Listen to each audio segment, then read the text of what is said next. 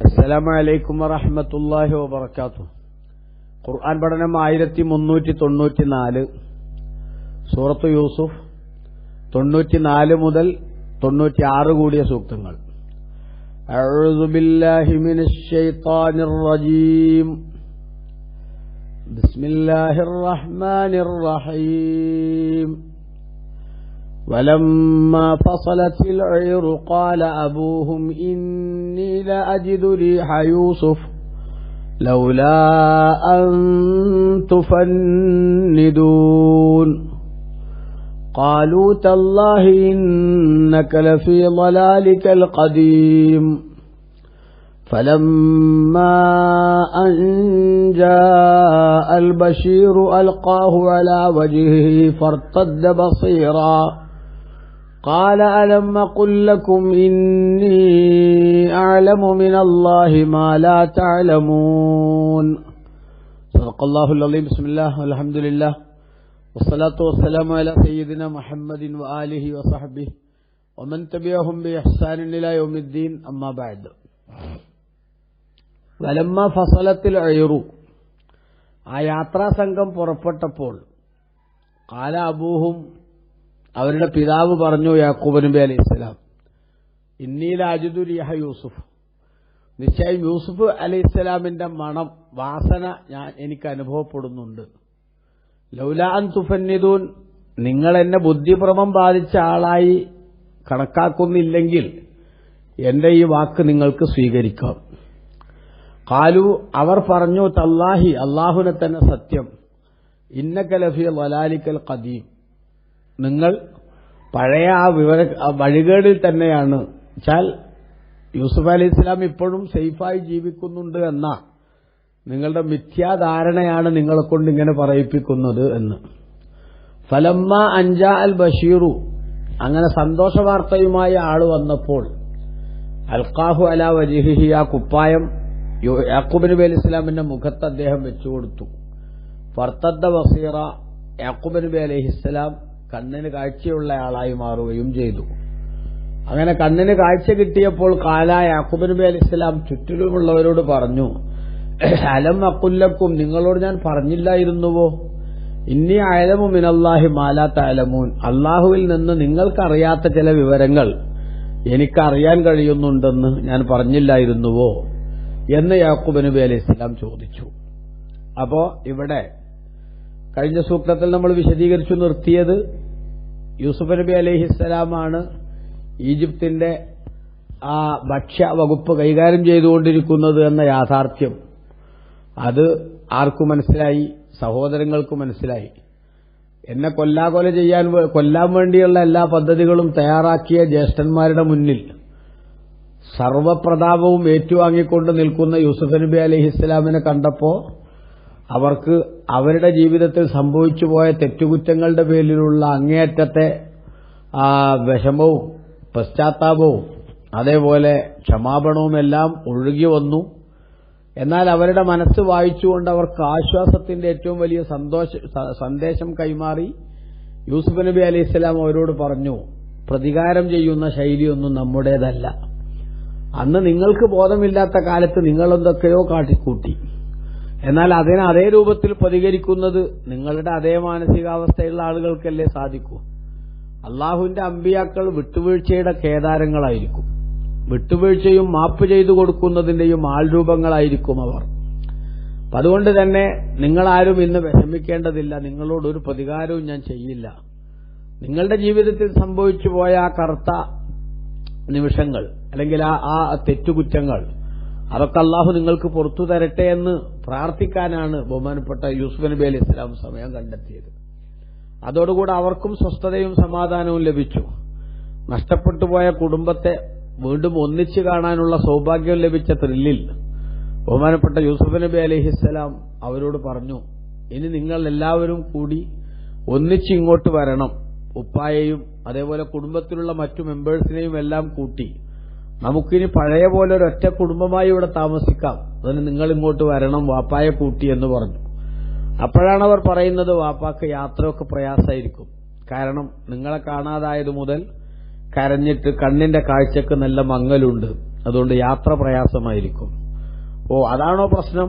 അതിന് പരിഹാരമുണ്ടാക്കാം എന്ന അർത്ഥത്തിലാണ് യൂസുഫ് നബി അലൈഹി ഇസ്ലാം തന്റെ കയ്യിലുള്ള ബറക്കത്തിന്റെ കുപ്പായം എന്നതിന് രണ്ട് രൂപത്തിൽ നിരീക്ഷണമുണ്ടെന്ന് നേരത്തെ നമ്മൾ വിശദീകരിച്ചിട്ടുണ്ട്. ഒന്ന്, ഇബ്രാഹിം നബി അലൈഹി ഇസ്ലാമിന് അല്ലാഹു സുബ്ഹാനഹു വ തആല സ്വർഗ്ഗത്തിൽ നിന്ന് നമ്രൂദ് തീക്കുണ്ടാരത്തിലേക്ക് വലിച്ചെറിയുമ്പോൾ ഇബ്രാഹിം നബി അലൈഹി ഇസ്ലാമിന്റെ ശരീരത്തിൽ ധരിപ്പിക്കാൻ ജിബ്രീൽ അലൈഹി ഇസ്ലാമിന്റെ അടുത്ത് കൊടുത്തയച്ച കുപ്പായമാണെന്നും ആ കുപ്പായം പാരമ്പര്യമായി യൂസുഫ് നബി അലൈഹി ഇസ്ലാമിന്റെ അടുത്ത് എത്തിപ്പെട്ടതാണെന്നും ബഹുമാനപ്പെട്ട യൂസുഫ് നബി അലൈഹി ഇസ്ലാമിന് എല്ലാ അർത്ഥത്തിലുള്ള പ്രതിസന്ധികളിൽ നിന്നുമുള്ള മോചനത്തിന് ഏലസായി അത് യാക്കൂബ് നബി അലൈഹി ഇസ്ലാം കെട്ടിക്കൊടുത്തതായിരുന്നുവെന്നാണ് ഒരഭിപ്രായം.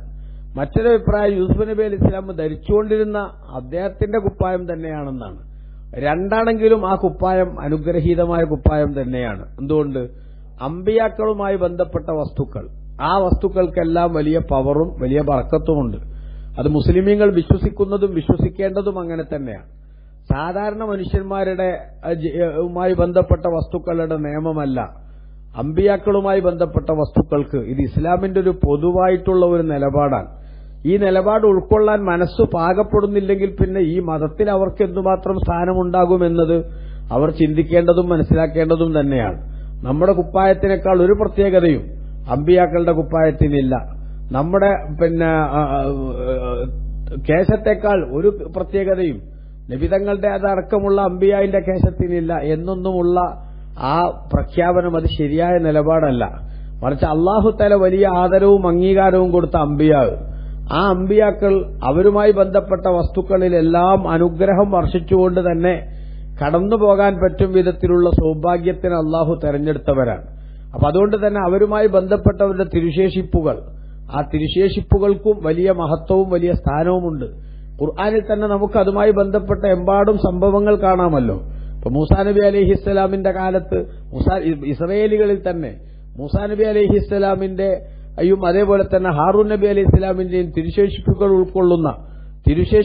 ഉൾക്കൊള്ളുന്ന ഒരു പെട്ടി, ആ പെട്ടിയെ ഏറ്റവും വലിയ അത്ഭുതമായും ആ സമൂഹത്തിന് സമാധാനമായും അല്ലാഹു സുബ്ഹാനഹു വ തആല അവതരിപ്പിച്ചു കൊടുത്തത് വിശുദ്ധ ഖുർആനിലെ സൂറത്തുൽ ബഖറയിൽ തന്നെ നമുക്ക് കാണാൻ പറ്റില്ലേ? അപ്പൊ അതുകൊണ്ട് തന്നെ യൂസുഫ് നബി അലൈഹി ഇസ്ലാം ധരിച്ച തനിക്ക് വേണ്ടി തുന്നിച്ച കുപ്പായമാണെന്ന് വന്നാലും അത് അനുഗ്രഹീത കുപ്പായം തന്നെയാണ് എന്ന കാര്യത്തിൽ തർക്കമില്ല.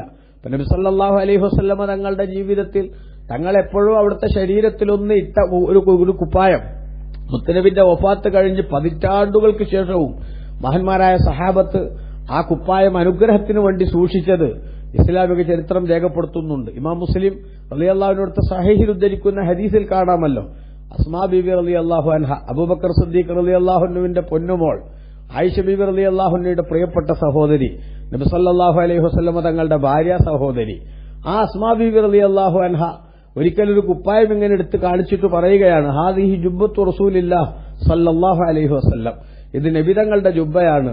ഈ ജുബ്ബയുടെ പ്രത്യേകത എന്താ? വഖാന സല്ലല്ലാഹു അലൈഹി വസല്ലമ യൽബസുഹ, മുത്തനബി ധരിച്ചിരുന്നു എന്ന് തന്നെ അതിന്റെ പ്രത്യേകത. റസൂലുള്ള ധരിച്ചാൽ അതോടുകൂടെ ആ ജുബ്ബക്ക് പോലും സാധാരണത്വം നഷ്ടപ്പെട്ട് അസാധാരണത്തിന്റെ മേമ്പൊടി ചേർക്കാവുന്ന വിധത്തിലേക്ക് അതിന്റെ സ്ഥാനം ഉയർന്നുപോയി എന്നർത്ഥം. എന്നിട്ട് ബഹുമാനപ്പെട്ടവർ പറയാണ്, വക്കാനത്തെ എന്താ ആയിഷത്ത, ആ ജുബ്ബ ആയിഷ ബീവിയുടെ അടുത്തായിരുന്നു ഉണ്ടായിരുന്നത്. ഫലമാ ഖുബിലത്ത് ഖബൽതുഹ, ആയിഷ ബീവി വഫാത്തായപ്പോൾ ഞാനതെടുത്ത് സൂക്ഷിക്കുന്നു. ആയിഷ ബീവി റസൂലുള്ളാഹി ആവുന്ന ഭർത്താവിന്റെ കുപ്പായം എടുത്ത് സൂക്ഷിച്ചാൽ വേണമെങ്കിൽ അതിനെ നമുക്ക് റൊമാന്റിക് ലൈനിൽ ചിന്തിക്കാം. ഭർത്താവിനോടുള്ള അങ്ങേയറ്റത്തെ ഇഷ്ടവും സ്നേഹവും അതിന്റെ ഒരു ഓർമ്മയ്ക്ക് വേണ്ടി സൂക്ഷിച്ചു എന്ന് വേണമെങ്കിൽ പറയാം. പക്ഷേ ആയിഷ ബീവി എടുത്ത് സൂക്ഷിച്ചതും ഇപ്പോൾ ഞാനെടുത്ത് സൂക്ഷിക്കുന്നതും അത്തരമൊരു ലൈനിൽ മാത്രമല്ല, അതിനൊരു ആധ്യാത്മിക വശമുണ്ട് എന്ന് അസ്മാ ബീവി റളിയല്ലാഹു അൻഹ സ്ഥിരീകരിച്ചുകൊണ്ട് പറയാണ്. എന്തിനാണ് ആയിഷ ബീവി കുപ്പായം സൂക്ഷിച്ചത്? ആയിഷ ബീവിയുടെ വഫാത്തിന് ശേഷം സഹോദരിയായ ഞാൻ അതെടുത്ത് സൂക്ഷിക്കുന്നത് എന്തിനാണ്? നഹ്നു നഗ്സിലുഹാ ലിൽ മർളാ നസ്തശ്ഫി ബിഹാ, ഞങ്ങൾ മുത്തുനബി സല്ലല്ലാഹു അലൈഹി വസല്ലം തങ്ങളുടെ ശരീരത്തിൽ എപ്പോഴോ ഒട്ടി നിന്ന ആ കുപ്പായം കഴുകിയ വെള്ളം രോഗികൾക്ക് രോഗശമനം പ്രതീക്ഷിച്ചുകൊണ്ട് കൊടുക്കും. അതിനുവേണ്ടി ഞങ്ങൾ ഈ കുപ്പായം എടുത്ത് സൂക്ഷിക്കുന്നു. അപ്പൊ നോക്കൂ, പതിറ്റാണ്ടുകൾക്ക് ശേഷം റസൂലുള്ള വഫാത്തായി പതിറ്റാണ്ടുകൾക്ക് ശേഷമാണ് ആയിഷ ബീബി റളിയല്ലാഹു അൻഹ വഫാത്താകുന്നത്. വഫാത്താകുന്നത് വരെയും ആ കുപ്പായം ഇങ്ങനെ സൂക്ഷിച്ചു വെച്ചു. എന്തിന്? ഒരു അമൂല്യ നിധിയായി സൂക്ഷിച്ചു വെച്ചത് നഹ്നു നഗ്സിലുഹാ ലിൽ മർളാ, രോഗികൾക്ക് ഞങ്ങൾ ആ കുപ്പായമിട്ട് വെള്ളം കൊടുക്കും, ആ കുപ്പായം കഴുകിയിട്ട് ആ വെള്ളം കൊടുക്കും. നോക്കൂ, എന്തിനാണ് കൊടുക്കുന്നത്? നസ്തശ്ഫീ ബിഹാ, മുത്തുനബി സല്ലല്ലാഹു അലൈഹി വസല്ലമ തങ്ങളുടെ ശരീരത്തിൽ തട്ടിയ ബർക്കത്തിന്റെ കുപ്പായത്തിലൂടെ രോഗശമനം പ്രതീക്ഷിച്ചുകൊണ്ട്. അപ്പൊ നോക്കൂ, അഭൗതികമായി രോഗശമനം അല്ലാഹു അല്ലാത്ത വസ്തുവിൽ നിന്നോ വ്യക്തിയിൽ നിന്നോ പ്രതീക്ഷിച്ചാൽ അത് അവർക്കുള്ള ഇബാദത്താകുമെന്നും അതുകൊണ്ട് തന്നെ അത് ശിർക്കാണെന്നുമൊക്കെ നമ്മുടെ നാട്ടിൽ നിരന്തരം ശബ്ദകോലാഹലമുണ്ടാക്കുന്ന അഹ്ലുസുന്നയുടെ പുറത്തുള്ള കക്ഷികൾക്ക് എന്തുമാത്രം തൗഹീദിനെ സംബന്ധിച്ചുള്ള ചിന്തയിൽ അബദ്ധം പറ്റിയെന്ന് കൃത്യമായി നമുക്ക് ബോധ്യപ്പെടും. കാരണം സഹാബത്തിന്റെ ഈമാൻ ഇതാണ്. ഈ ഈമാനാണ് യഥാർത്ഥത്തിൽ അള്ളാഹു അംഗീകരിക്കുന്ന ഈമാൻ. ഇത് ഉൾക്കൊള്ളാൻ മനസ്സു പാകപ്പെടാത്തവർ, ഇത് അന്ധവിശ്വാസമാണെന്ന് പറയുന്നവർ വാസ്തവത്തിൽ കാപട്യത്തിന്റെ വല്ലാത്ത വസ്ത്രമണിഞ്ഞ് നടക്കുന്നവരാണ് എന്ന് ഖുർആൻ വ്യക്തമായി പഠിപ്പിച്ചിട്ടുണ്ട്. നോക്കൂ, ഖുർആനിൽ സൂറത്തുൽ ബഖറ 2-ാം അധ്യായം അതിന്റെ ആരംഭത്തിൽ തന്നെ ജനങ്ങളെ 3 വിഭാഗമായി തിരിച്ചുകൊണ്ട് 3 വിഭാഗത്തെ പരിചയപ്പെടുത്തുന്നുണ്ടല്ലോ.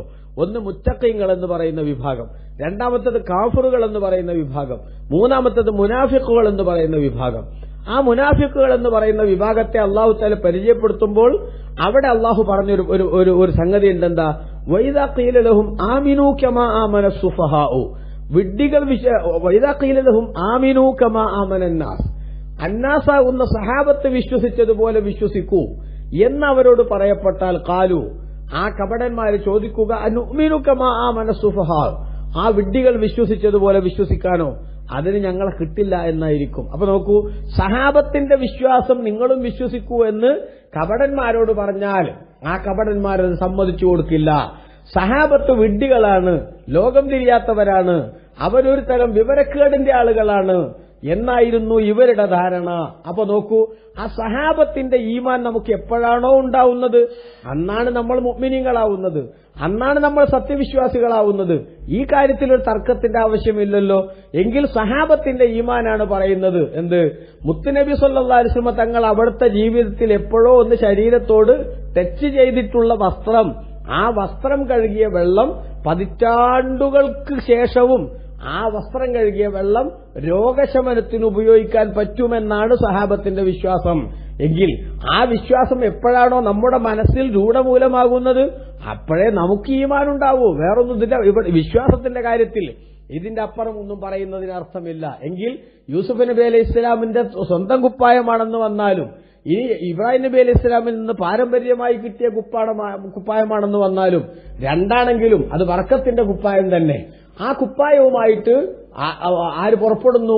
ഈജിപ്തിൽ നിന്ന് വലമ്മ ഫസലത്തിൽ ഏറു, ആ യാത്രാ സംഘം യഹൂദയുടെ നേതൃത്വത്തിൽ, യൂസുഫ് നബി അലൈഹി ഇസ്ലാമിന്റെ മൂത്ത സഹോദരൻ യഹൂദയുടെ നേതൃത്വത്തിൽ ആ സംഘം അവിടെ നിന്ന് ഈജിപ്തിലേക്ക് പുറപ്പെട്ടപ്പോൾ, ഹറജത്ത് മിൻ മിസ്ര വലമ്മ ഫസലത്തിൽ ഏറു എന്ന് പറഞ്ഞാൽ ആ കച്ചവട സംഘം മിസ്റിൽ നിന്ന് പുറപ്പെട്ടപ്പോൾ, കൻആനിലേക്ക് പുറപ്പെട്ടപ്പോൾ, അവരൊന്ന് യാത്ര തുടങ്ങിയിട്ടേ ഉള്ളൂ. ആ സമയത്ത് ഖാല അബൂഹും, അവരുടെ പിതാവ് യാക്കൂബ് അലൈഹി ഇസ്ലാം, യാക്കൂബ് നബി അലൈഹി ഇസ്ലാം പറയുന്നു, ലിമൻ ബഖിയ ഇൻദഹു മിൻ ബനീഹി, തന്റെ സന്താന പരമ്പരയിൽ നിന്ന് തന്റെ അടുത്ത് അപ്പോഴുള്ള ആളുകളോട് പറയുന്നു. ഇവിടെ ആരൊക്കെ ഉണ്ടായിരുന്നത്?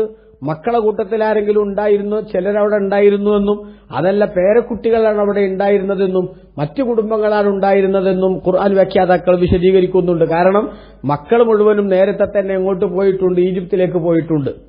അപ്പോൾ അവിടെ നിന്നിപ്പോ യഹൂദയുടെ നേതൃത്വത്തിലുള്ള ആളുകൾ പുറപ്പെടുന്നേ ഉള്ളൂ. അപ്പൊ ഇവിടെ ഉള്ളത് പിന്നെ ആരാണ്? പേരക്കുട്ടികളും മറ്റു കുടുംബാംഗങ്ങളുമാണ്. അവരോട് യാക്കൂബ് നബി അലൈഹി ഇസ്ലാം പറഞ്ഞു, ഇന്നി ലാജിദു റിഹ യൂസുഫ്, നിശ്ചയം യൂസുഫിന്റെ മണം എനിക്ക് അനുഭവപ്പെടുന്നുണ്ട്, യൂസുഫിന്റെ വാസന എനിക്ക് അനുഭവപ്പെടുന്നുണ്ട്. ലൗല അൻ തുഫന്നിദൂൻ, നിങ്ങൾ എന്നെ ബുദ്ധിഭ്രമം ബാധിച്ച ആളായി കാണുന്നില്ലെങ്കിൽ നിങ്ങൾക്ക് എന്നെ വിശ്വസിക്കാവുന്നതാണ്. തുഫന്നിദു എന്ന് പറഞ്ഞാൽ നിങ്ങൾ എന്നെ വിഡ്ഢിയാക്കുക, അന്ധവിശ്വാസിയാക്കുക, ലോകം തിരിയാത്ത ആളാക്കുക, എന്നോ മരിച്ചുപോയ ആളെപ്പറ്റി ഇപ്പോഴും ജീവിച്ചിരിക്കുന്നുണ്ട് എന്ന് കണക്കൂട്ടുക എന്നിങ്ങനെ തുടങ്ങിയിട്ടുള്ള ധാരണകൾ നിങ്ങൾക്ക് എന്നെക്കുറിച്ച് ഇല്ലെങ്കിൽ ഞാൻ ഈ പറയുന്നത് നിങ്ങൾക്ക് വിശ്വസിക്കാവുന്നതാണ്. യൂസുഫിന്റെ മണം ഞാൻ അനുഭവിക്കുന്നുണ്ട്, അതിന്റെ അനുഭവമാണ് എന്ന് ബഹുമാനപ്പെട്ട യാക്കൂബ് നബി അലൈഹി ഇസ്ലാം പറഞ്ഞു.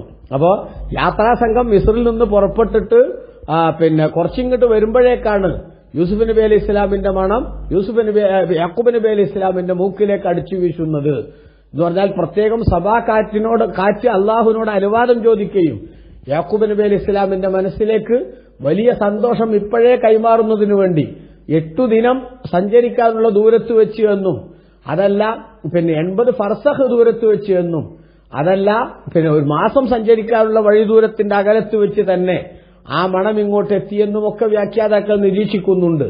ഏതായാലും ആ യാത്രാസംഘം അവിടുന്ന് പുറപ്പെട്ടതിന് ശേഷം ഇവിടേക്ക് എത്തുന്നതിന് മുമ്പ് തന്നെ യൂസുഫ് നബി അലൈഹിസ്സലാമിന്റെ യാഥാർത്ഥ്യത്തെ സംബന്ധിച്ച്, ജീവിച്ചിരിക്കുന്നു എന്ന വസ്തുതയെ സംബന്ധിച്ചുള്ള ഒരേകദേശ രൂപം ബഹുമാനപ്പെട്ട യാക്കൂബ് നബി അലൈഹിസ്സലാം അനുഭവത്തിൽ ബോധ്യപ്പെടുന്നുണ്ട് എന്ന ഒരു കണ്ടീഷനിലേക്ക് കാര്യങ്ങൾ എത്തുകയാണ് എന്ന് ചുരുക്കം.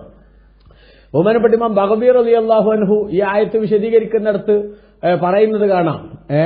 മഹാനരായ യാക്കൂബ് നബി അലൈഹിസ്സലാമിന് ആ മണം വന്നതിന് സംബന്ധമായിട്ട് കാറ്റ് ആ മണം ഇങ്ങോട്ട് എത്തിക്കുകയും അങ്ങനെ വജദ റീഹൽ ജന്നത്തി, സ്വർഗത്തിന്റെ മണം യാക്കൂബ് നബി അലൈഹിസ്സലാം അനുഭവിക്കുകയും ചെയ്തു. ഫഅലിമ അൻ ലൈസ ഫിൽ അർളി മിൻ റീഹിൽ ജന്നത്തി ഇല്ലാ മാ കാന മിൻ ദാലിക്കൽ ഖമീസ്.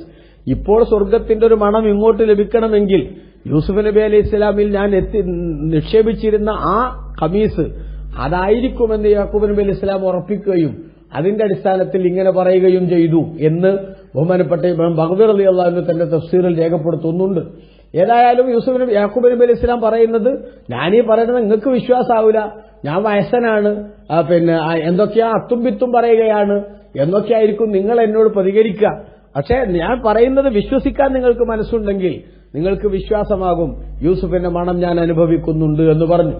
പക്ഷെ മക്കൾ പറഞ്ഞതുപോലെ തന്നെ പേരക്കുട്ടികൾ അവിടെ ഉള്ളവർ പറഞ്ഞു, കാലു അവർ പറഞ്ഞു, തല്ലാഹി അള്ളാഹുവിനെ തന്നെ സത്യം, ഇന്നക ലഫീ ളലാലിക്കൽ ഖദീം, വല്ലിപ്പ നിങ്ങളെ പഴയ അബദ്ധത്തിൽ തന്നെയാണെന്ന് പറഞ്ഞാൽ യൂസുഫിനൊന്നും പറ്റിയിട്ടില്ല, യൂസുഫ് നബി അലൈഹി ഇസ്ലാം ജീവിച്ചിരിപ്പുണ്ട്, യൂസുഫ് സേഫാണ് എന്നൊക്കെയുള്ള നിങ്ങളുടെ ധാരണ, ആ ധാരണയിൽ തന്നെ നിങ്ങൾ അങ്ങനെ കഴിഞ്ഞുകൂടാണ്. വാസ്തവത്തിൽ ഫൈന്ന ഇൻദഹും അന്ന യൂസുഫ ഖദ് മാത വയറൗന യാഖൂബ ഖദ് ലഹിജ ബിദിക്രിഹി. ഇമാം ബഗവി റളിയല്ലാഹു അൻഹു രേഖപ്പെടുത്തുന്നു, അവരുടെ ധാരണയനുസരിച്ച് യൂസുഫൊക്കെ എന്നോ മരണപ്പെട്ടു പോയിട്ടുണ്ടാകും. പക്ഷെ യൂസുഫ് നബി അലൈഹി ഇസ്ലാമിന്റെ ദീപ്തമായ ഓർമ്മയിൽ ഈ യാക്കൂബ് നബി അലൈഹി ഇസ്ലാം എന്തൊക്കെയോ പറയുകയാണ് എന്നായിരുന്നു അവരുടെ ധാരണ. അതുകൊണ്ടാണ് അവർ പറയുന്നത്, കാലു അവർ പറഞ്ഞു, തല്ലാഹി അള്ളാഹുവിനെ തന്നെ സത്യം, ഇന്നക ലഫീ ളലാലിക്കൽ ഖദീം, നിങ്ങൾ വ്യക്തമായ പണ്ടേ ഉള്ള ആ അബദ്ധത്തിൽ തന്നെയാണുള്ളത് എന്ന് പറഞ്ഞാൽ യൂസുഫ് നബി അലൈഹി ഇസ്ലാം സേഫാണ് എന്ന നിങ്ങളുടെ ആ തെറ്റായ വിശ്വാസം, ആ വിശ്വാസത്തിന്റെ ഫലമായിട്ടാണ് ഇപ്പോഴും നിങ്ങളത് പറഞ്ഞുകൊണ്ടിരിക്കുന്നത്, അല്ലാതെ ഇതിൽ കാര്യമൊന്നുമില്ല എന്നവർ പറഞ്ഞു. അങ്ങനെ ഫലമ്മ അൻജാ അൽ ബഷീറു, ആ സന്തോഷവാർത്തയുമായി ആള് വന്നപ്പോൾ, സന്തോഷവാർത്തയുമായി വന്ന ആള് യഹൂദയാണ് എന്നാണ് പ്രബലമായ അഭിപ്രായം. അങ്ങനെ അദ്ദേഹം വന്നു. അങ്ങനെ അൽഖാഹു അലാ വജ്ഹിഹി, യാക്കൂബ് നബി അലൈഹി ഇസ്ലാമിന്റെ മുഖത്ത് ആ കുപ്പായം വെച്ചു കൊടുത്തു. യൂസുഫ് നബി അലൈഹി ഇസ്ലാം കൊടുത്തയച്ച കുപ്പായം മുഖത്ത് വെച്ചു കൊടുത്തു. ആ കുപ്പായം മുഖത്ത് വെച്ചു കൊടുത്തപ്പോൾ ഫർത്തദ്ദ ബസീറ, യാക്കൂബ് നബി അലൈഹി ഇസ്ലാം കാഴ്ചയുള്ളയാളായി മടങ്ങി. ഉണ്ടോ, കാഴ്ചയുള്ളയാളായി, അഥവാ കണ്ണിന്റെ മങ്ങല് മാറി, വ്യക്തമായി കാര്യങ്ങൾ കാണാവുന്ന പരുവത്തിലെത്തി. അപ്പൊ യാക്കൂബ് നബി അലൈഹി ഇസ്ലാമിന്റെ മക്കള് ഇവിടെ വന്ന് യഹൂദയുടെ നേതൃത്വത്തിൽ വന്ന ആളുകൾ ഇപ്പൊ യൂസുഫ് നബി സേഫാണെന്ന് അറിയിക്കുന്നുണ്ടാവുമല്ലോ. അങ്ങനെ യൂസുഫ് നബി അലൈഹി ഇസ്ലാം കൊടുത്തയച്ച കുപ്പായ മുഖത്ത് വെച്ചപ്പോ തന്നെ കാഴ്ച തിരിച്ചു കിട്ടി, അത്ഭുതം അവരൊക്കെ കണ്ടല്ലോ. അതെല്ലാം ആയപ്പോ ഇനി അവർ നിഷേധിക്കൂല എന്നൊരു പരുവത്തിലെത്തിച്ചിട്ട് കാല യാക്കൂബ് നബി അലൈഹി ഇസ്ലാം അവിടെയുള്ള ആൾക്കാരോട് ചോദിച്ചു, അലം അഖുല്ലക്കും, ചങ്ങാതിമാരെ നിങ്ങളോട് നേരത്തെ തന്നെ ഞാൻ പറഞ്ഞില്ലായിരുന്നുവോ, ഇന്നി അയലമു മിനല്ലാഹി മാലാ തഅലമൂൻ, അള്ളാഹുവിൽ നിന്ന് നിങ്ങൾക്കറിയാത്ത പലതും എനിക്കറിയാമെന്ന് നേരത്തെ തന്നെ യാക്കൂബ് നബി അലൈഹി ഇസ്ലാം പറഞ്ഞത് നമ്മൾ ഖുർആൻ തന്നെ പറഞ്ഞില്ലേ, എന്ത് മക്കളെ നിങ്ങൾ എന്ത് ചെയ്യൂ, നിങ്ങൾ പോയി അന്വേഷിക്കൂ, യൂസുഫിനെയും അതേപോലെ തന്നെ സഹോദരനെയും നിങ്ങൾ അന്വേഷിക്കൂ, അള്ളാഹു തആല നമ്മളെല്ലാരും കൂടെ ഒരുമിച്ച് കൂട്ടുന്ന സന്തോഷം ഞാൻ കാണുന്നുണ്ട് എന്ന് പറഞ്ഞില്ലേ. അപ്പൊ അതാ പറഞ്ഞത്, യൂസുഫ് നബി അലൈഹി ഇസ്ലാമും അതേപോലെ ഞാനൊക്കെ ഒന്നിച്ച് വീണ്ടും കൂടും എന്ന് എനിക്ക് അറിയാമായിരുന്നു എന്ന് ഞങ്ങളോട് നേരത്തെ പറഞ്ഞിട്ടില്ലേ, ഇപ്പൊ നിങ്ങൾക്ക് മനസ്സിലായില്ലേ എന്ന് അവരോട് യാക്കൂബ് നബി അലൈഹി ഇസ്ലാം ചോദിച്ചു. അപ്പൊ വാസ്തവത്തിൽ ബഹുമാനപ്പെട്ട ഖുർആൻ ഇവിടെ രേഖപ്പെടുത്തുന്നത് എന്താണ്, അല്ലാഹു സുബ്ഹാനഹു വ തആല യാക്കൂബ് നബി അലൈഹി ഇസ്ലാം നേരത്തെ പറഞ്ഞുകൊണ്ടിരിക്കുന്ന സംഗതികൾ, ആ സംഗതികളെല്ലാം കൃത്യമാണ് എന്ന് ഇപ്പൊ അവർക്കും ബോധ്യപ്പെട്ടപ്പോ ഞാൻ നിങ്ങളോട് നേരത്തെ പറഞ്ഞിരുന്നുവല്ലോ എന്ന് പറഞ്ഞു. അപ്പോ യാക്കൂബ് നബി അലൈഹി ഇസ്ലാമിന്റെ വീട്ടിൽ നീണ്ട കാലത്തെ ദുഃഖത്തിനു ശേഷം, നീണ്ട കാലത്തെ വേർപാടിന്റെ വ്യതയും വേദനയും അനുഭവിച്ചുകൊണ്ടിരിക്കുന്ന ഒരവസ്ഥയ്ക്ക് ശേഷം സന്തോഷത്തിന്റെ വല്ലാത്തൊരു സാഹചര്യം പൂവണിഞ്ഞിരിക്കുകയാണ്. അല്ലാഹു സുബ്ഹാനഹു വ തആല തുടർന്ന് അതുമായി ബന്ധപ്പെട്ട കാര്യങ്ങൾ വിശദീകരിക്കുന്നുണ്ട്. നമുക്ക് പിന്നീട് തുടരാം ഇൻഷാ അല്ലാഹ്. വസല്ലല്ലാഹു അലാ സയ്യിദിനാ മുഹമ്മദിൻ വആലിഹി വസഹബിഹി വസല്ലം.